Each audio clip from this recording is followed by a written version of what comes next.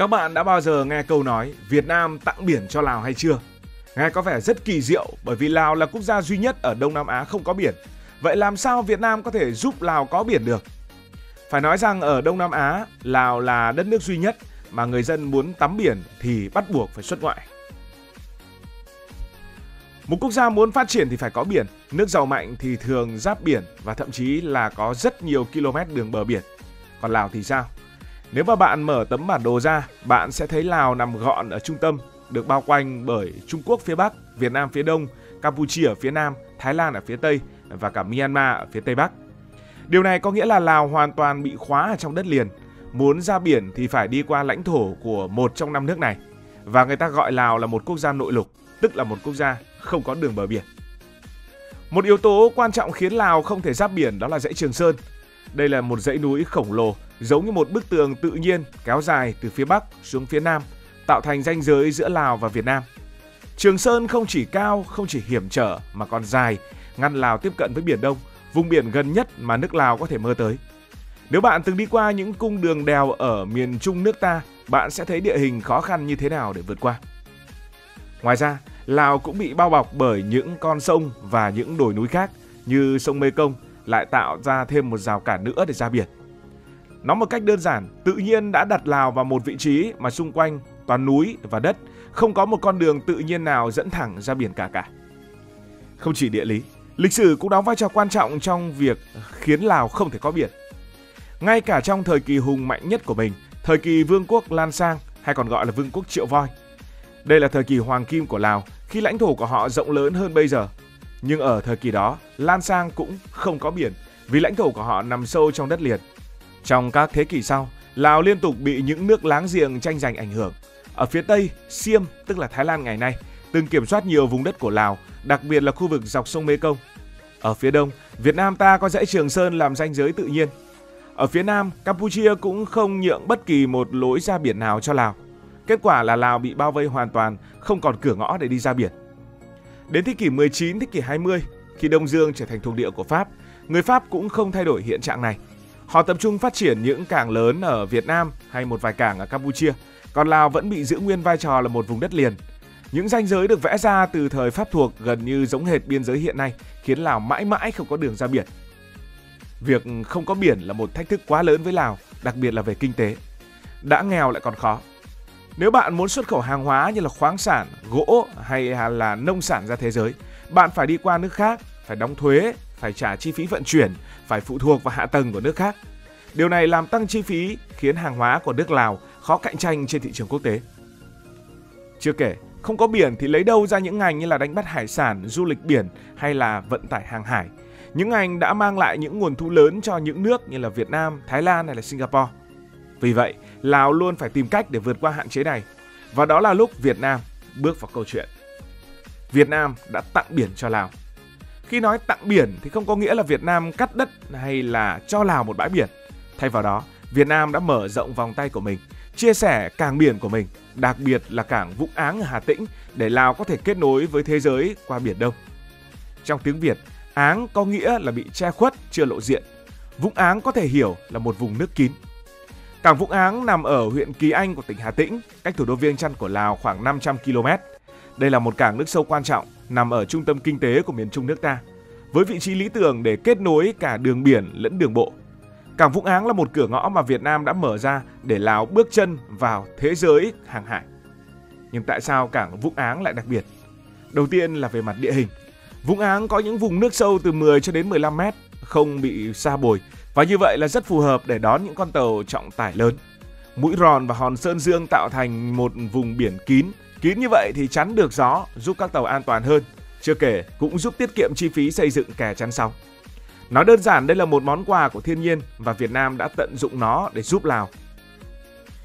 Điều quan trọng là cảng Vũng Áng nằm gần cửa khẩu quốc tế Cầu Treo, nơi có quốc lộ 8A kết nối trực tiếp Việt Nam với các tỉnh của Lào. Tuyến đường này là cầu nối quan trọng để hàng hóa từ Lào đến cảng Vũng Áng và ngược lại từ cảng Vũng Áng đến Lào. Hiện nay thì cảng Vũng Áng có tổng cộng là 3 bến cảng chính với hạ tầng hiện đại. Bến số 1 hoạt động từ năm 2001, bến số 2 hoạt động từ năm 2008 và mới nhất bến số 3, được đầu tư khoảng 1.000 tỷ đồng, đi vào hoạt động với công suất gần 2 triệu tấn hàng hóa mỗi năm.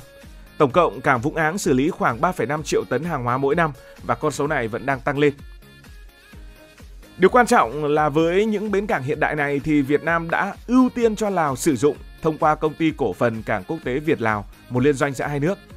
Theo hiệp định song phương, Lào được quyền sử dụng một phần cảng Vũng Áng để xuất nhập khẩu hàng hóa từ khoáng sản như là đồng, kali, gỗ, nông sản đến máy móc và xăng dầu. Điều này sẽ giúp nước Lào tiết kiệm chi phí vận chuyển so với việc sử dụng các cảng của Thái Lan hay đi qua Trung Quốc hoặc là Campuchia. Cảng Vũng Áng đã mang lại những lợi ích to lớn cho nước Lào anh em. Các sản phẩm chủ lực của Lào được vận chuyển qua Vũng Áng, từ đây đi sang Hàn Quốc, đi sang Nhật Bản, đi tới tận châu Âu và giúp Lào tăng giá trị xuất khẩu và cạnh tranh tốt hơn so với những nước khác. Cũng từ đây, Lào nhập khẩu máy móc, thiết bị công nghiệp và nguyên liệu qua Vũng Áng với chi phí thấp hơn đáng kể so với những cảng khác. Vũng Áng cũng là một phần của hành lang kinh tế Đông Tây, là một hành lang để kết nối Myanmar, Thái Lan, Lào và Việt Nam. Nhờ đó, Lào không chỉ ra được biển mà còn trở thành một mắt xích quan trọng trong chuỗi cung ứng của khu vực Đông Nam Á. Tất nhiên vẫn còn những thách thức, bởi vì tuyến đường bộ từ Viêng Chăn đến Vũng Áng qua dãy Trường Sơn khá hiểm trở, đòi hỏi chi phí bảo trì cao và thời gian vận chuyển tương đối lâu. Để giải quyết vấn đề này, Việt Nam và Lào đang đầu tư hàng chục triệu đô la Mỹ để nâng cấp đường xá, rút ngắn thời gian vận chuyển và giảm chi phí vận chuyển. Cảng Vũng Áng không chỉ là một công trình kinh tế mà còn là biểu tượng của tình hữu nghị Việt-Lào. Từ cuối những năm 1970, Việt Nam đã khảo sát và chọn Vũng Áng làm nơi xây dựng cảng nước sâu, không chỉ để phục vụ Việt Nam mà còn hỗ trợ người anh em Lào. Việc Việt Nam ưu tiên cho Lào sử dụng cảng với những chính sách ưu đãi đặc biệt chưa từng có cho thấy sự chân thành và gắn bó giữa hai nước. Việt Nam với Lào là anh em và cảng Vũng Áng chính là minh chứng sống động cho câu chuyện này. Việt Nam mở cửa ra biển cho Lào, còn Lào mang lại vị trí chiến lược ở phía Tây. Như thế là cả hai nước cùng phát triển. Nếu cảng Vũng Áng là cửa ngõ ra biển thì dự án đường sắt Viêng Chăn - Vũng Áng chính là con đường đưa Lào ra biển một cách nhanh chóng và hiệu quả hơn so với đường bộ. Đây là một dự án tham vọng mang tính đột phá, là minh chứng cho tầm nhìn chiến lược của cả Việt Nam và Lào. Tuyến đường sắt Viêng Chăn - Vũng Áng dự kiến sẽ dài hơn 500 km, trải dài qua lãnh thổ của cả Việt Nam và Lào với đường sắt tốc độ cao. Mục tiêu là kết nối Viêng Chăn với Vũng Áng, đồng thời liên kết với tuyến đường sắt Lào-Trung Quốc, tạo ra một mạng lưới vận tải mở rộng đến khu vực Bắc Lào và phía Nam của Trung Quốc. Khi hoàn thành, tuyến đường sắt này có thể vận chuyển 20 triệu tấn hàng hóa mỗi năm, giúp Lào tiết kiệm chi phí vận tải đáng kể và tăng khả năng cạnh tranh trên thị trường quốc tế. Nhưng một thách thức luôn lớn đó là thách thức về mặt địa lý. Tuyến này phải đi qua địa hình rất hiểm trở, đặc biệt là dãy Trường Sơn. Ước tính sẽ phải làm khoảng 50 cây cầu lớn và 20 hầm xuyên núi. Chi phí xây dựng vì thế rất cao và thời gian hoàn thành có thể kéo dài rất nhiều năm. Ngoài ra, việc huy động vốn hàng tỷ đô cũng là một thách thức khổng lồ, đặc biệt với Lào, một quốc gia có nền kinh tế nhỏ. Việt Nam và Lào sẽ cần phải kêu gọi đầu tư từ những đối tác quốc tế. Khi đi vào hoạt động, nếu có thể, tuyến đường sắt Viêng Chăn - Vũng Áng sẽ giống như một động mạch chính giúp Lào vốn bị bao vây bởi núi non vươn ra thế giới. Nó sẽ rút ngắn thời gian vận chuyển từ Viêng Chăn đến Vũng Áng, hiện nay mất khoảng nửa ngày bằng đường bộ. Và với đường sắt, thời gian vận chuyển xuống chỉ còn 4 cho đến 5 giờ. Và hơn thế nữa, dự án này cũng sẽ là biểu tượng của sự hợp tác Việt-Lào, cho thấy hai nước không chỉ chia sẻ những lợi ích kinh tế mà còn cùng nhau xây dựng một tương lai thịnh vượng hơn. Có một câu hỏi được đặt ra, bây giờ nếu không sử dụng cảng Vũng Áng, hay nói một cách khác, nếu Việt Nam không cho Lào sử dụng cảng Vũng Áng, không giúp Lào có cảng này, thì Lào có những lựa chọn nào khác để ra biển? Sẽ có một vài phương án như sau. Tất nhiên, phải qua những nước láng giềng khác. Đó là ai? Đó là Thái Lan, Campuchia, Trung Quốc và Myanmar. Nếu qua Thái Lan, thì Thái Lan cũng là một đối tác kinh tế lớn của Lào. Và Lào thường sử dụng cảnh La Em Cha Bang, một cảng nằm ở vịnh Thái Lan. Hàng hóa từ Viêng Chăn sẽ được vận chuyển qua cửa khẩu, mất khoảng 600 km để đến với cảng của Thái Lan. Cảng này hiện đại, xử lý hàng hóa nhanh và là điểm trung chuyển quan trọng của nước Lào. Tuy nhiên có nhược điểm đó là chi phí cao và thuế qua lãnh thổ Thái Lan thì cũng không được ưu đãi như qua Việt Nam.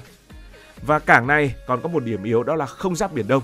Thế nên hàng hóa từ vịnh Thái Lan phải đi vòng để đến với những thị trường lớn ở khu vực Đông Á, làm tăng thời gian vận chuyển, làm tăng chi phí.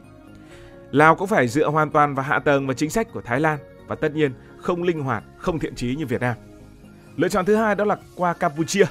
Ở phía Nam, Lào có thể sử dụng cảng Sihanoukville của Campuchia. Cảng này cũng nằm ở vịnh Thái Lan. Hàng hóa từ các tỉnh phía nam của Lào như là Champasak được vận chuyển qua cửa khẩu rồi đi khoảng 700 km để đến với cảng này. Nhưng vấn đề là đường sá ở Campuchia cũng chưa được tốt và đường xa, tình trạng đường xấu làm chậm quá trình vận chuyển. Lựa chọn mới nhất đó là qua Trung Quốc, qua tuyến đường sắt Lào-Trung Quốc. Lào có thể kết nối với những tỉnh như là Quảng Tây của Trung Quốc. Tuy nhiên, quãng đường hơn 1.000 km cũng khiến chi phí tăng đáng kể và Lào phải phụ thuộc nhiều vào hạ tầng của Trung Quốc. Nếu mà qua Trung Quốc thì phù hợp với việc xuất khẩu sang Đông Bắc Á, còn không tối ưu cho những thị trường khác. Hàng xóm cuối cùng đó là Myanmar.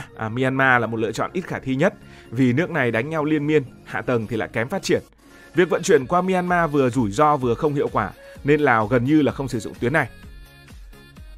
Và lựa chọn truyền thống đó là qua sông Mekong. Ngoài các cảng biển, Lào còn sử dụng sông Mekong để vận chuyển hàng hóa đến các cảng nội địa của Việt Nam hoặc qua Campuchia rồi từ đó qua biển. Tuy nhiên phương án này chậm, tải trọng nhỏ và không thể đáp ứng nhu cầu xuất nhập khẩu lớn. Như vậy chúng ta có thể thấy rằng trong số 5 nước, trong số các lựa chọn của Lào, Việt Nam là lựa chọn tốt nhất và Việt Nam luôn là người hỗ trợ Lào một cách trong sáng và chân thành nhất. Việt Nam và Lào có mối quan hệ rất khăng khít, được xây dựng từ thời kỳ đấu tranh giành độc lập. Việt Nam từng sử dụng lãnh thổ Lào để xây dựng đường mòn Hồ Chí Minh và Lào luôn ủng hộ Việt Nam trong những cuộc chiến. Việt Nam không chỉ cho Lào sử dụng cảng Vũng Áng mà còn cung cấp những ưu đãi đặc biệt như giảm chi phí hỗ trợ vận chuyển nhanh. Nói một cách đơn giản, không ai giúp Lào với trái tim và sự chân thành như Việt Nam và không ai được người Lào quý mến như người Việt Nam. Hai nước đã cùng nhau trải qua biết bao nhiêu khó khăn từ giai đoạn đấu tranh chống Pháp, chống Mỹ đến công cuộc xây dựng đất nước ngày nay. Trong kháng chiến, hàng ngàn người Việt Nam đã chiến đấu và hy sinh trên đất Lào và người Lào cũng đã mở rộng vòng tay giúp đỡ Việt Nam. Ngày nay, tình hữu nghị ấy được thể hiện qua những dự án như cảng Vũng Áng, đường sắt Viêng Chăn Vũng Áng trong tương lai và hàng trăm dự án đầu tư của Việt Nam tại Lào từ thủy điện, ngân hàng cho đến nông nghiệp.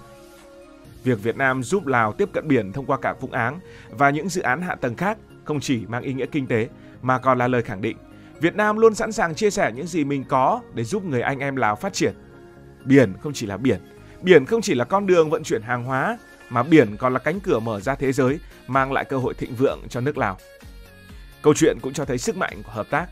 Dãy Trường Sơn từng là bức tường ngăn Lào ra biển, giờ đây đang được Việt Nam và Lào cùng nhau xuyên thủng bằng những con đường của tình hữu nghị. Đó là minh chứng cho thấy khi hai nước đoàn kết, không có trở ngại nào là không thể vượt qua. Cảm ơn các bạn đã dành sự đồng hành cùng Hải Thanh Story. Đi qua những vùng đất, khám phá những điều mới.